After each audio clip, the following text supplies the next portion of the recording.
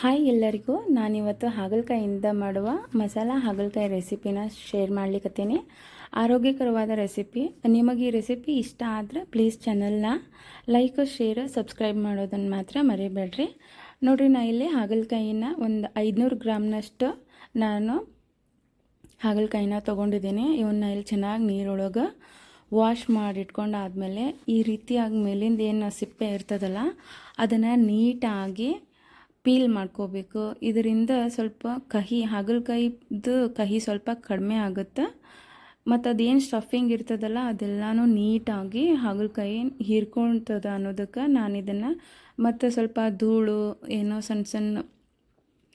ಸಣ್ಣ ಡಸ್ಟ್ ನಂಗೆ ಏನರ ಇದ್ರೂ ಅದೆಲ್ಲ ಹೋಗೋದಕ್ಕೆ ಈ ರೀತಿಯಾಗಿ ತುಂಬು ಮತ್ತು ಹಿಂದೆ ಮತ್ತು ಈ ಥರ ನೀಟಾಗಿ ಪೀಲ್ ಮಾಡಿಕೊಂಡು ಒಂದೊಂದಾಗಿ ನೀಟಾಗನ ಪೀಲ್ ಮಾಡಿಟ್ಕೊಳ್ರಿ.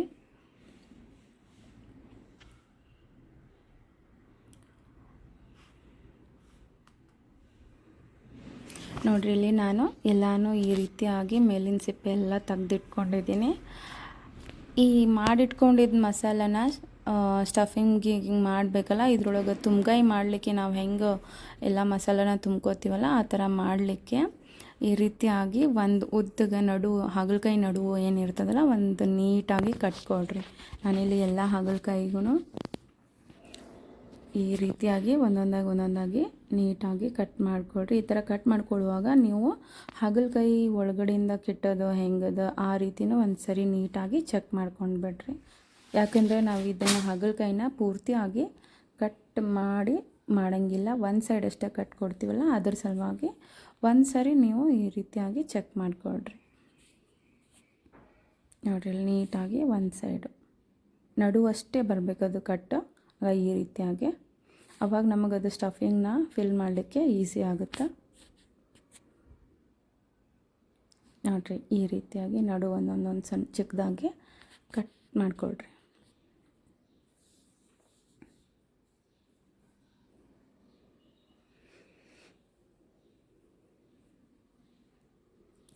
ಜಾಸ್ತಿ ಜನಕ್ಕೆ ಹಾಗಲಕಾಯಿ ಪಲ್ಯ ಅಷ್ಟೊಂದು ಇಷ್ಟಪಡಲ್ಲ, ಕಹಿ ಇರುತ್ತೆ ಅಂತ ಅಂದ್ಕೊಂಡು. ಆವಾಗ ಈ ರೀತಿಯಾಗಿ ನೀವು ಟ್ರೈ ಮಾಡಿ ಒಂದು ಸರಿ ಮನೆಯವರಿಗೆಲ್ಲ ಕೊಡಿ, ಅವರಿಗೆಲ್ಲ ಇಷ್ಟ ಆಗುತ್ತೆ ಅಂತ ನಾನು ಅಂದ್ಕೊಂಡಿದ್ದೀನಿ.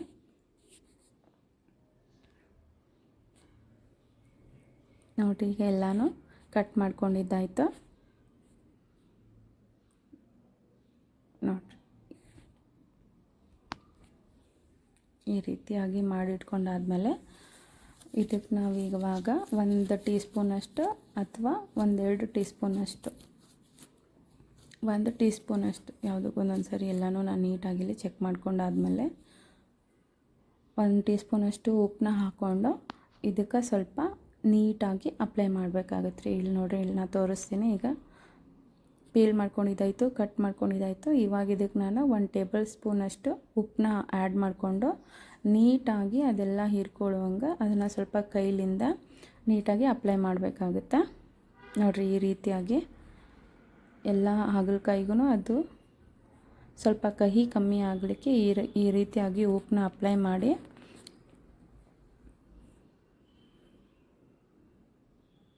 ಈ ರೀತಿಯಾಗಿ ಎಲ್ಲನೂ ಒಂದೊಂದು ಸಪ್ರೇಟಾಗಿ ನೀಟಾಗಿ ಎಲ್ಲ ಉಪ್ಪು ಅದಕ್ಕೆ ನೋಡಿರಿ ಈ ರೀತಿಯಾಗಿ ಅಪ್ಲೈ ಆಗುವಂಗೆ ಮಾಡಿ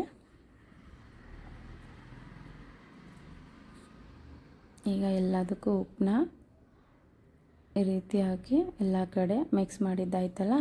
ಇವಾಗ ನಾನು ಒಂದು ಕುಕ್ಕರ್ನ ತೊಗೊಂಡು ಅದಕ್ಕೆ ಸ್ವಲ್ಪ ನೀರನ್ನ ಹಾಕಿ ನಾನು ಒಂದು ವಿಷಲ್ ಅಥವಾ 2 ವಿಷಲ್ ಬರೋ ಅಷ್ಟು ಹಾಗಲಕಾಯಿನ ಸ್ಟೀಮ್ ಮಾಡ್ಕೊತೀನಿ. ಇದನ್ನು ನೀರೊಳಗೆ ಹಾಕಿ ಕುದಿಸ್ಬಾರ್ದು, ಸ್ಟೀಮ್ ಮಾಡ್ಕೊಳ್ಬೇಕು. ಸ್ಟೀಮರ್ ಇದ್ದರೆ ಯೂಸ್ ಮಾಡ್ಕೊಳ್ರಿ, ಇಲ್ಲಾಂದರೆ ಈ ರೀತಿಯಾಗಿ ಕುಕ್ಕರ್ ಒಳಗೂ ಸ್ಟೀಮ್ ಮಾಡ್ಕೊಳ್ರಿ.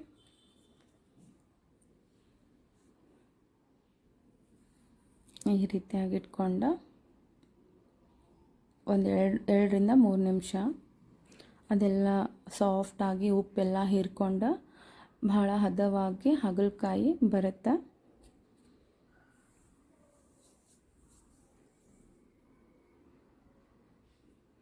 ಹಾಗಲಕಾಯಿ ಆರೋಗ್ಯಕ್ಕೆ ಭಾಳ ಒಳ್ಳೇದಂತಂದು ಹೇಳ್ತಾರೆ.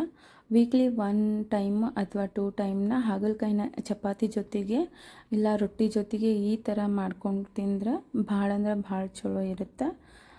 ಯಾರಿಗೆಲ್ಲ ಈ ರೆಸಿಪಿ ಇಷ್ಟ ಆಗುತ್ತೆ ಅವರೆಲ್ಲರೂ ಒಂದು ಸರಿ ಟ್ರೈ ಮಾಡಿ ನೋಡಿರಿ.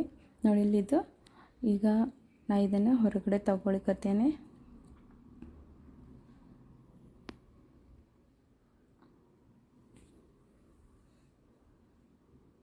ನೋಡಿರಿ, ಹಾಗಲಕಾಯಿ ಎಲ್ಲ ಹಬೆಗೆ ಸ್ವಲ್ಪ ಸಾಫ್ಟಾಗಿ ಪೂರಾ ಉಪ್ಪಿನ ಜೊತೆಗೆಲ್ಲ ನೋಡಿರಿ ಎಷ್ಟು ನೈಸಾಗಿ ಬಂದದ. ಈ ರೀತಿಯಾಗಿ ಒಂದು ಬೇರೆ ಪಾತ್ರೆಗೆ ತೆಗೆದು ಸ್ವಲ್ಪ ತಣ್ಣಗಾಗಲಿಕ್ಕೆ ನಾವು ಇಡೋಣ ಸೈಡ್ಗೆ.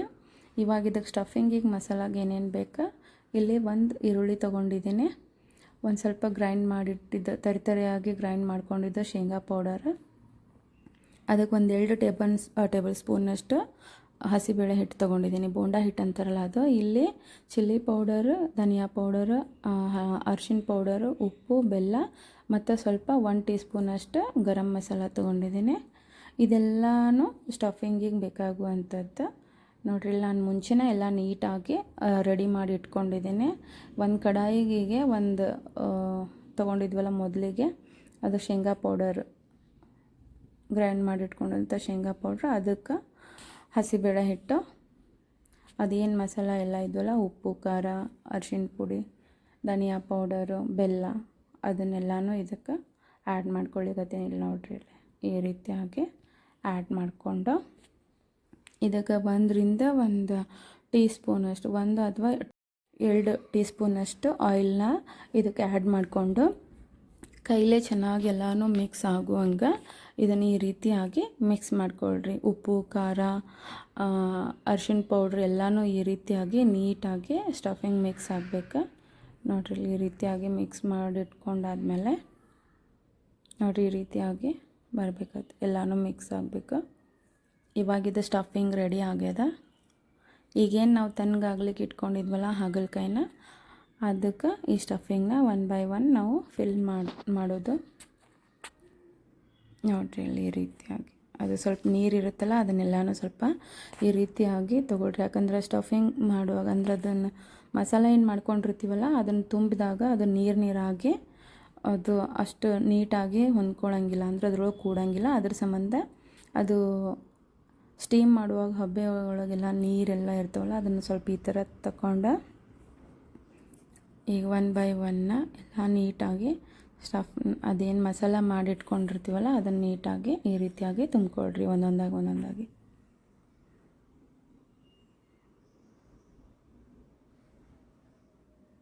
ನೋಡಿರಿ, ಈ ರೀತಿಯಾಗಿ ಈಸಿ ಅದ ರೆಸಿಪಿ, ಯಾರಾದರೂ ಮಾಡ್ಬೋದು.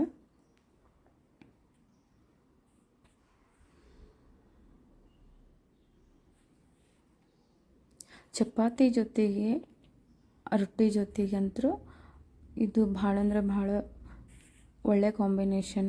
ನೋಡಿರಿ, ಇಲ್ಲಿ ಈ ರೀತಿಯಾಗಿ ಪೂರಾ ಎಲ್ಲನೂ ಒಂದೊಂದಾಗಿ ತುಂಬಿಕೊಂಡು ಈ ರೀತಿಯಾಗಿ ಆ ಮಸಾಲಾನ ತುಂಬಿ ಇಟ್ಕೊಳ್ಬೇಕು.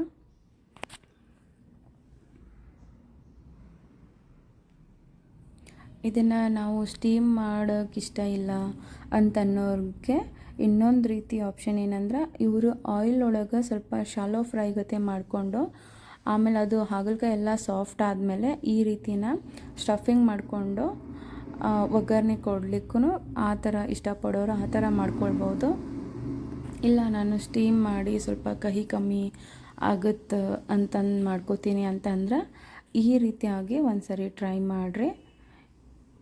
ಈಗ ನೋಡಿರಿ, ನಾನು ಎಲ್ಲ ಹಾಗಲಕಾಯಿನೂ ನೀಟಾಗಿ ಸ್ಟಫಿಂಗ್ ಮಾಡಿ ಇಟ್ಕೊಂಡಿದ್ದೀನಿ, ಅಂದರೆ ಎಲ್ಲ ಮಸಾಲಾನ ತುಂಬಿ ಇಟ್ಕೊಂಡಿನಿ. ನಾ ಈಗ ಇದನ್ನು ಒಂದು ಸಣ್ಣದಾಗಿ ಒಗ್ಗರಣೆ ಕೊಡ್ತೀನಿ. ಒಂದು ಕಡಾಯಿಗೆ 2 3 ಟೀ ಸ್ಪೂನಷ್ಟು ಆಯಿಲ್ ಹಾಕ್ಕೊಂಡು ಅದಕ್ಕೆ ಸಾಸಿವೆ ಮತ್ತು ಜೀರಿಗೆನ ಹಾಕ್ಕೊಂಡು ಅದೇನು ಈರುಳ್ಳಿ ಕಟ್ ಮಾಡಿ ಇಟ್ಕೊಂಡಿದ್ನಲ್ಲ ಅದನ್ನು ಹಾಕಿ ಆಮೇಲೆ ಸ್ಟಫ್ ಮಾಡಿದ್ದ ಹಾಗಲಕಾಯಿನ ಇದ್ರೊಳಗೆ ಹಾಕ್ಕೊಂಡು ಒಂದು ಸಣ್ಣದಾಗಿ ಒಗ್ಗರಣೆ ಕೊಡಬೇಕಾಗತ್ತೆ ರೀ. ಜಾಸ್ತಿ ಕುದಿಸೋದೇನು ಇರೋಂಗಿಲ್ಲ, ಯಾಕಂದರೆ ನಾವು ಆಲ್ರೆಡಿ ಇದನ್ನು ಸ್ಟೀಮ್ ಮಾಡ್ಕೊಂಡಿರ್ತೀವಲ್ಲ ಹಾಗಲಕಾಯಿ ಭಾಳ ಚೆಂದಾಗ ಅಲ್ಲೇ ಅಂದ್ರೆ ಎಲ್ಲ ಬೆಂದಿರ್ತದೆ. ಅದಕ್ಕೆ ಈಗ ಸುಮ್ಮನೆ ಅದಕ್ಕೊಂದು ಒಗ್ಗರಣೆ ಕೊಡಲಿಕ್ಕೆ ಮತ್ತು 1 2 3 ನಿಮಿಷ ಇದನ್ನು ಜಾಸ್ತಿ ಟೈಮ್ ತೊಗೊಳ್ಳಾರ್ದ ಈ ರೀತಿಯಾಗಿ ಒಂದು 2-3 ನಿಮಿಷದೊಳಗೆ ಸ್ವಲ್ಪ ಒಗ್ಗರಣೆ ಜೊತೆಗೆ ಲೋ ಫ್ಲೇಮ್ ಒಳಗೆ ಬಿಟ್ಟು ಮುಚ್ಚಿ ಬಿಟ್ಬಿಡ್ಬೇಕು ರೀ. ಅವಾಗದು ಅದು ಸ್ಟಫಿಂಗ್ ನಾವೇನು ಅದು ಮಸಾಲ ಮಾಡಿ ತುಂಬ್ಕೊಂಡಿರ್ತೀವಲ್ಲ ಅದು ಹಾಗಲಕಾಯಿ ಜೊತೆಗೆ ನೀಟಾಗಿ ಎಲ್ಲ ಮಸಾಲನೂ ಹಿರ್ಕೊಳತ್ತೆ. ನೋಡಿರಿ ಇಲ್ಲಿ ನಾನು ಉಳ್ಳಾಗಡ್ಡಿ ಸ್ವಲ್ಪ ಗೋಲ್ಡನ್ ಬ್ರೌನ್ ಆಗೋವರೆಗೂ ಅದನ್ನು ಫ್ರೈ ಮಾಡ್ಕೊಂಡಾದ್ಮೇಲೆ ನಾನೇನು ತುಂಬಿಟ್ಕೊಂಡಿದ್ನಲ್ಲ ಮಸಾಲ ಸ್ಟಫ್ಡ್ ಹಾಗಲಕಾಯಿನ ಈ ರೀತಿಯಾಗಿ ಉಳ್ಳಾಗಡ್ಡಿ ಜೊತೆಗೆ ಸ್ವಲ್ಪ ಹೊತ್ತು ಇದನ್ನು ಈ ರೀತಿಯಾಗಿ ಜಾಸ್ತಿ ಕೈ ಆಡಿಸೋದೇನು ಬೇಡ, ಒಂದು ಸ್ವಲ್ಪ ಚಲೋತ್ನಾಗ ಮಿಕ್ಸ್ ಆಗೋವರೆಗೂ ಈ ಥರ ಕೈ ಆಡಿಸಿ ಆಮೇಲೆ ಇದನ್ನು ಲೋ ಫ್ಲೇಮ್ ಒಳಗೆ ಒಂದು 2-3 ನಿಮಿಷ ಅದು ಎಲ್ಲ ಮಸಾಲನೂ ನೀಟಾಗಿ ಹೀರ್ಕೋಬೇಕ್ರಿ. ಆ ರೀತಿಯಾಗಿ ಇದನ್ನು ಈ ರೀತಿಯಾಗಿ ನೋಡಿರಿ ಈಗ ಆಲ್ಮೋಸ್ಟ್ ಬೆಂದದ. ಇವಾಗಿದ್ದು ರೆಡಿ ಅಂತ ಅನ್ಕೋಬೋದು. ಯಾರಿಗೆಲ್ಲ ಈ ರೆಸಿಪಿ ಇಷ್ಟ ಆಗಿದೆ ಅವರೆಲ್ಲರೂ ಒಂದು ಸರಿ ಟ್ರೈ ಮಾಡಿರಿ. ಹೆಂಗಾಗಿತ್ತು ಅಂತಂದು ಹೇಳೋದು ಮಾತ್ರ ಮರಿಬೇಡ್ರಿ. ಇವಾಗ ನಮ್ಮದು ತುಂಬ್ಗಾಯಿ ಹಾಗಲಕಾಯಿ ಅಂತ ನಂತರ ಸ್ಟಫ್ಡ್ ಹಾಗಲಕಾಯಿ, ಮಸಾಲ ಹಾಗಲಕಾಯಿ, ಹಾಗಲಕಾಯಿ ಫ್ರೈ ಅನ್ಬೋದು, ಡ್ರೈ ಫ್ರೈ ಅನ್ಬೋದು, ಇವಾಗ ರೆಡಿ ಆಗ್ಯದ. ಎಲ್ಲರಿಗೂ ಈ ವಿಡಿಯೋ ಇಷ್ಟ ಆಗ್ಯದ ಅಂತ ಅನ್ಕೋತೀನಿ. Thanks for watching.